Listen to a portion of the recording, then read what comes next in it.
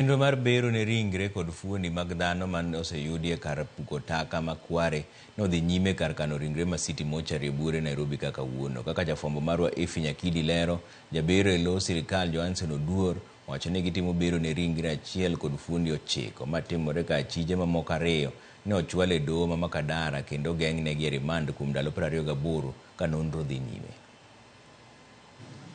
En chenro motimore kuom seche buora e kar kano ringre ma City Mortuary. E kindego, bero otimne ringre achiel kendo fwenyore ni ne en gi hinyruok mar wich. Fuonni motimne gi bero oting'o tiende 4, 2 mag korachich kod 2 mag koracham.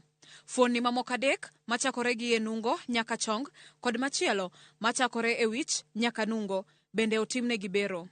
Fuonni gi duto mag dhano noyude gunde mopogore opogore. And today we were able to examine contents of 9 body bags which are presented to us. And among these 9 body bags, the contents of 4 of them were limbs, lower limbs, which were amputated from the knees downwards. And there were 2 right legs and 2 left legs. There was also a whole body of a female who we examined, and we found that she had head injury.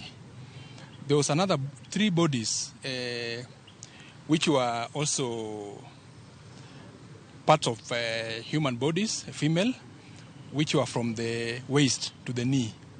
There were 3 of them.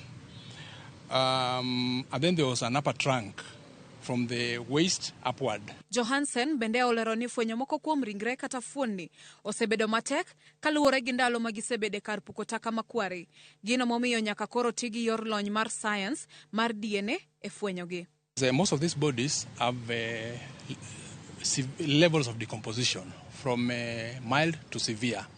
So bodies which are severely decomposed, it becomes very, very difficult to assign a cause of death. E kindego, anyuola achiel ofwenyo watgi Roslyn Abuga manolal tarik 28 dwe mar 6 higani. Roslyn, ma jahigni 24, nolal tok wuok ot mar dhi manyo tich. Min mare owacho ni ong'wono ne jal mane otimo tim makamane nyathine ka kwayo mare en mondo sirikal okonygi moloyo to e yor iko ringre. Aneno gi wang'a kendo maonge ng'ama owacho na chopo maneno. Adwoko erokamano kendo adwoko erokamano ne ng'ama otimo gini. Ni Nyasaye mondo ket chunye kama ber. Rose to ket chunye kama ber to ng'ano mondo Nyasaye okedgo. An awene dhod chunya. Sirikal oyie to konya kaka dochop dala mondo mi aik ringre ne mtien. Kana ng'iyo Rose nyathiwa ok en sura mane en go chon kendo Rose nokethre kabisa. Rose no chal me ong'adi nikech nungo ne nyaka piny onge. Nyathiwa otowo motowo kabisa kendo kudni mowuok kuome.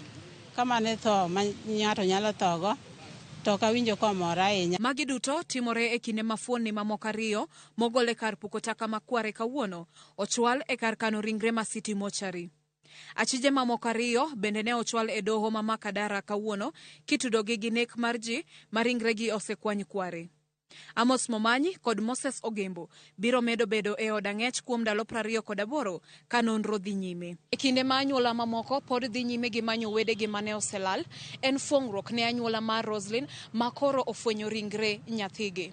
Jabero e lo sirikal Johansen Oduor olero ni chenro mar fwenyo ringre mamoko ibiro tim e yor lony mar science midendo gi dho ngere ni DNA. Efi Nyakidi, Ramogi TV.